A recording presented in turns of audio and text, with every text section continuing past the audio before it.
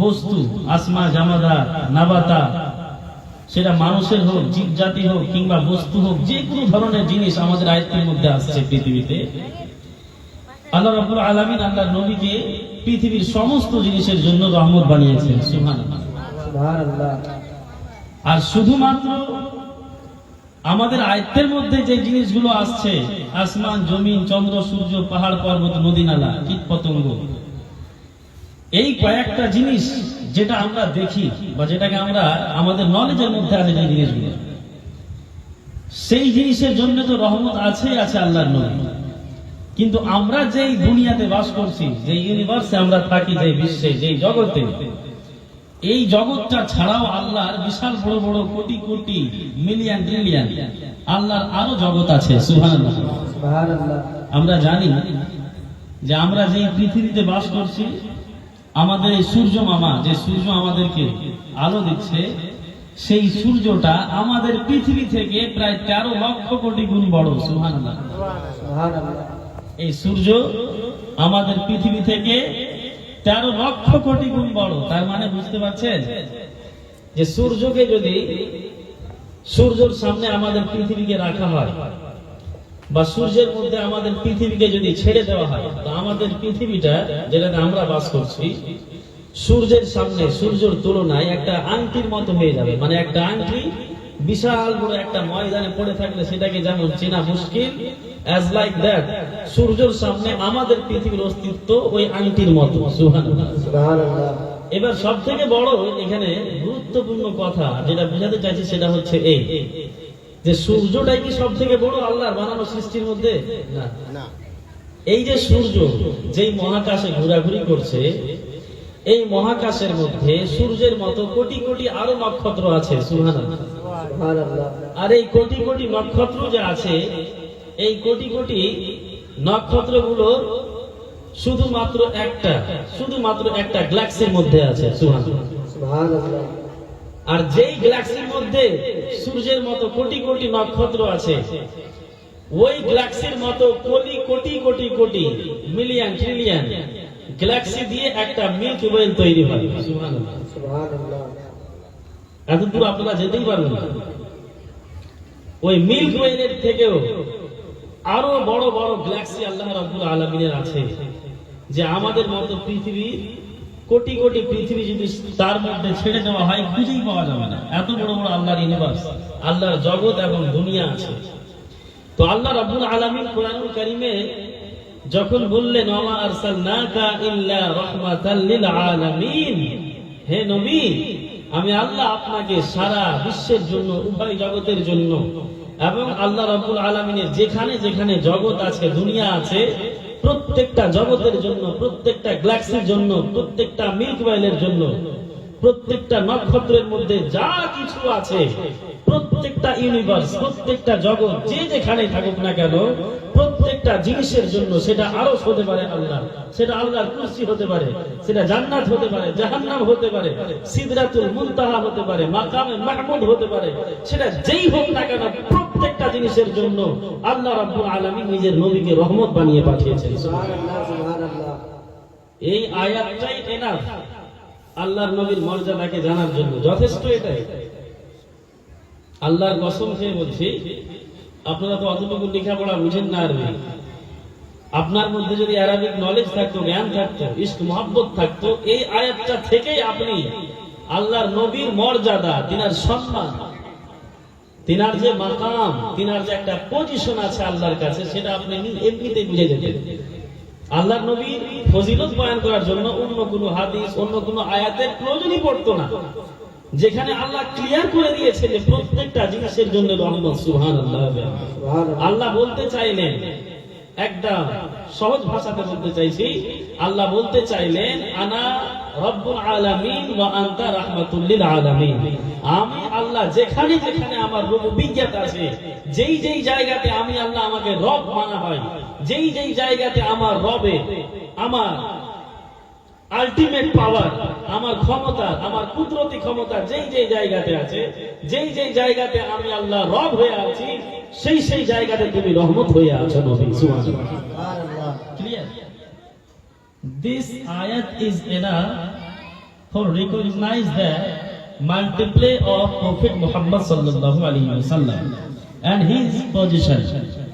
এই আয়াতটাই যথেষ্ট আল্লাহর নবী সাল্লাল্লাহু আলাইহি ওয়াসাল্লামের সম্মানটাকে জানাতে।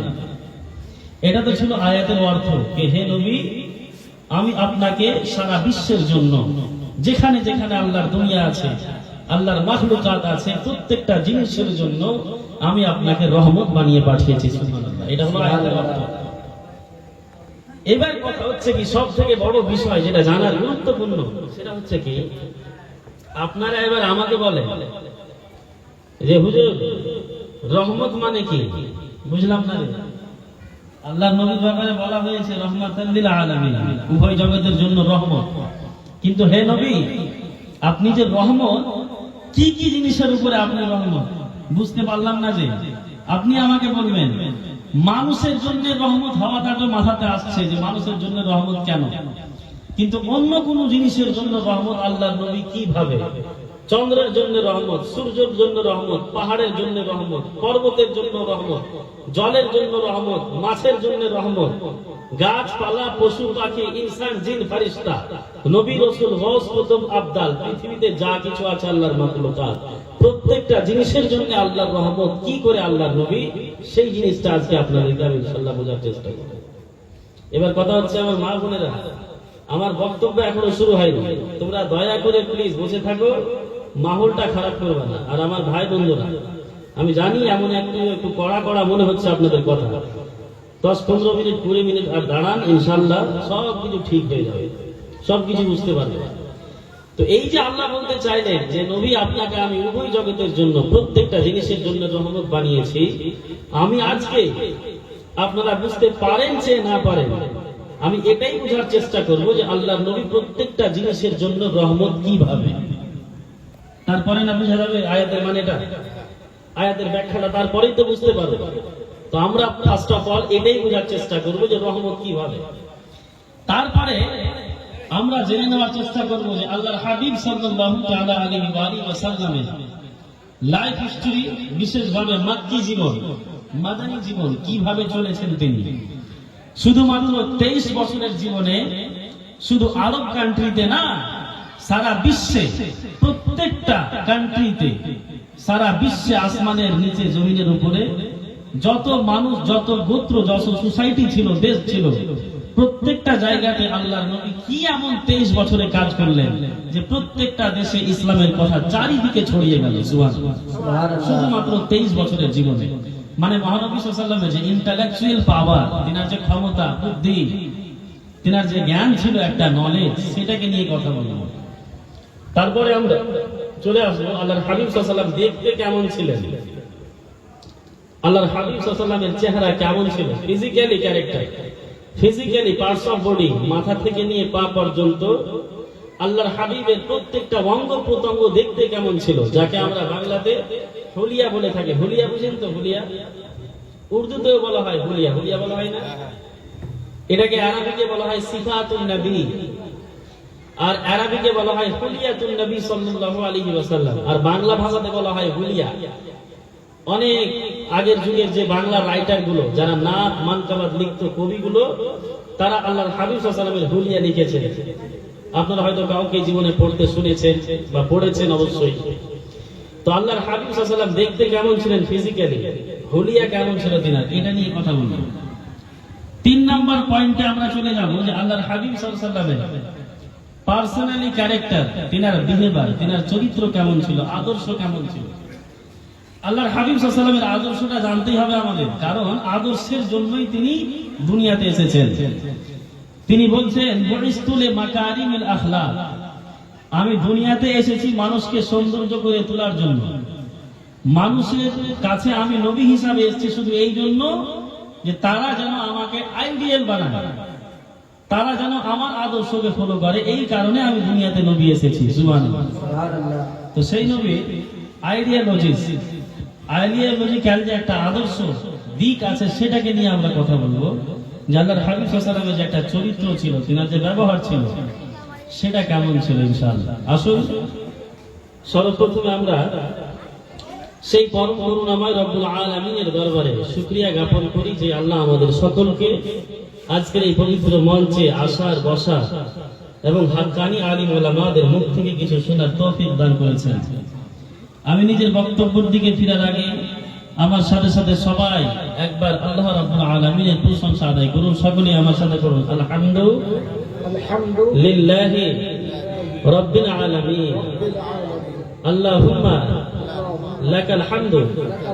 জোরে জোরে পড়েন আপনারা, আল্লাহুম্মা লাকাল হামদু হামদান কাসীরান তাইয়িবান মুবারাকান ফীহি।